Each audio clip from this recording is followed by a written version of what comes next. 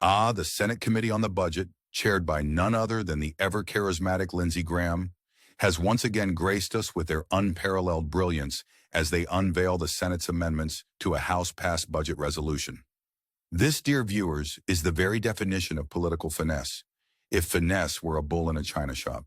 In a move that surprises absolutely no one, the Republican-dominated Senate is inching ever closer to passing their much-anticipated budget reconciliation resolution, a masterstroke that promises to solidify President Donald Trump's agenda.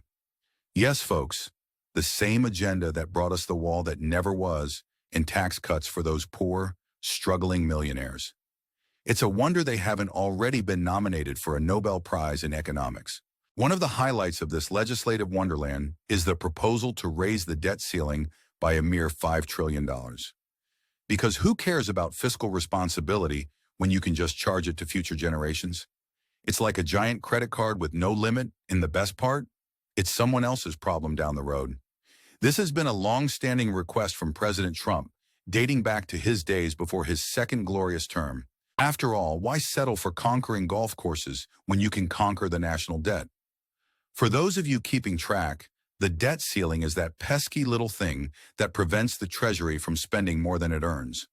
But fear not, because our valiant Senate Republicans are here to save the day by ensuring that Democrats won't have any leverage when the time comes to raise it again. They're like knights in shining armor, except their armor is made of fiscal irresponsibility and political maneuvering. Of course, the amendment also includes a delightful provision allowing the debt ceiling to be voted on separately from the rest of the resolution. Think of it as a choose-your-own-adventure book, except the only adventure is a potential economic meltdown. But hey, who doesn't love a little suspense in their fiscal policy? The beauty of reconciliation is that it magically lowers the vote threshold in the Senate from 60 to a mere 51, allowing Republicans to push through legislation without a single Democrat in sight.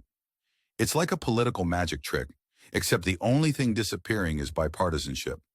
This is the key tool for the Republican trifecta in Washington to get Trump's policies passed, because who needs that pesky thing called compromise when you have absolute power? And let's not forget the pièce de résistance, making the Trump tax cuts permanent. Because if there's one thing America desperately needs, it's more tax cuts for the wealthy. It's a policy that screams trickle-down economics, but with the added benefit of not trickling down at all. It's like a magical fountain of wealth that only flows upward. The Senate Republicans, in their infinite wisdom, have also managed to sidestep the parliamentarian, who might have thrown a wrench in their plans. Instead, they've invoked the authority given by statute to the budget chairman to set the current policy baseline. It's a move that says, who needs rules when you have authority? This amendment is the culmination of countless meetings between key parties in the budget process, including the president himself, House leaders, Senate leaders, and Treasury Secretary Scott Bessent. It's a testament to the power of teamwork and collaboration, or at least that's what they'd like you to believe. And now, dear audience, here's where you come in. As you ponder the absurdity of it all, we invite you to share your thoughts in the comments below. Do you think raising the debt ceiling is a stroke of genius or a colossal misstep? Are permanent tax cuts for the wealthy the solution to all our problems, or just another chapter in the grand saga of economic inequality? We can't wait to hear your take on this political theater. Before you go, if you enjoyed this satirical journey through the world of politics, don't forget to hit that subscribe button and give us a thumbs up. Your support helps us continue to bring you the latest news with a dash of irony and a sprinkle of sarcasm. And who knows, maybe one day we'll even get a budget that makes sense.